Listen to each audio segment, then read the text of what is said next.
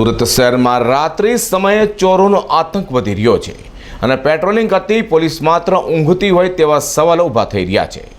ડિંડોલીમાં Dipali park સોસાયટીના ત્રણ મકાનોને તસ્કરોએ નિશાન બનાવી હાથફેરો કર્યો હતો। બનાવની જાણ થતાં જ પોલીસ દોડતી જઈ તપાસ શરૂ કરી છે।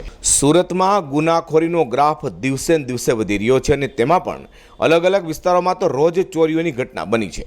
તે ડિંડોલી વિસ્તારમાં તસ્કરોએ નિશાન બનાવ્યો હતો।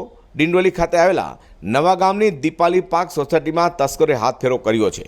દીપાલી પાર્ક સોસાયટીમાં એક સાથે ત્રણ મકાનો, જેમાં પ્લોટ નંબર 130, પ્લોટ નંબર 129 અને પ્લોટ નંબર 111માં તસ્કરો ત્રાટક્યા હતા અને મકાનોના તાળા તોડી રોકડા સહિતની મત્તાની ચોરી કરી ભાગી છૂટ્યા છે। તસ્કરો મકાનમાંથી 82,000થી પણ વધુની રોકડ સાથે દાગીના સહિતની મત્તાની પણ ચોરી કરી ગયાનું જણાવ્યું છે। તો રાત્રિના 2 થી 4ના ગાળા દરમિયાન ચોરી થઈ હોવાનું અનુમાન લગાવાઈ રહ્યું છે। ગઈકાલે રાત્રે દીપાલી પાર્ક પ્લોટ નંબર 129માં ઘરવાળા બધા ગામ ગયા હતા લગ્નમાં, અને રાત્રે લગભગ 1:30-2 વાગ્યા આશરે અહીંયા તાળું તોડીને ઘરમાં ચોરી થઈ છે કે એમાંથી કેશ હતી અને અમુક કંઈ સોનાના દાગીના હતા। એવા અમારા 3 ઘર તોડ્યા છે ચોરોએ। 3 ઘર, એક અમારા પ્લોટ નંબર 129, પ્લોટ નંબર 130 અને પ્લોટ નંબર 111, એ ત્રણેય ઘરોના તાળા તોડીને ચોરી થઈ છે। જે અમે પોલીસ ફરિયાદ કરી છે, કમ્પ્લેન નોંધાવી છે, પોલીસવાળા આવ્યા હતા, એ બધા જોઈ ગયા છે।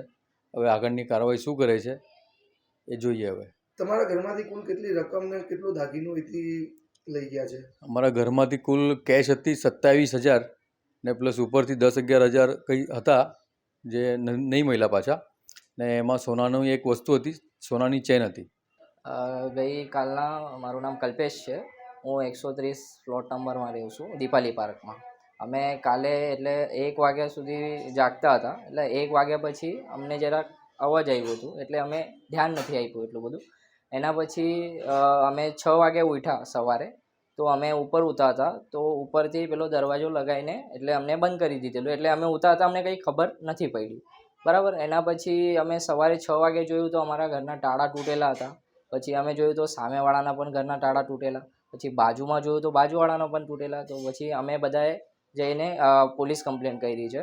તો મારા ઘરથી 13,000ની ચોરી થઈ છે, કુલ 13,000। એમ કઈ દાગીના તમારા ઘરે? ના, દાગીના નહીં હતા ઘરે, એ લોકરમાં હતા, પણ હમણાં 13,000ની ચોરી થઈ છે।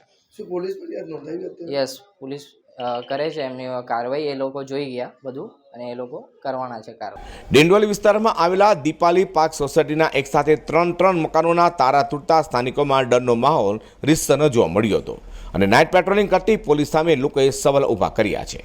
અઝર કુરશી સાથે પ્રકાશવાળા।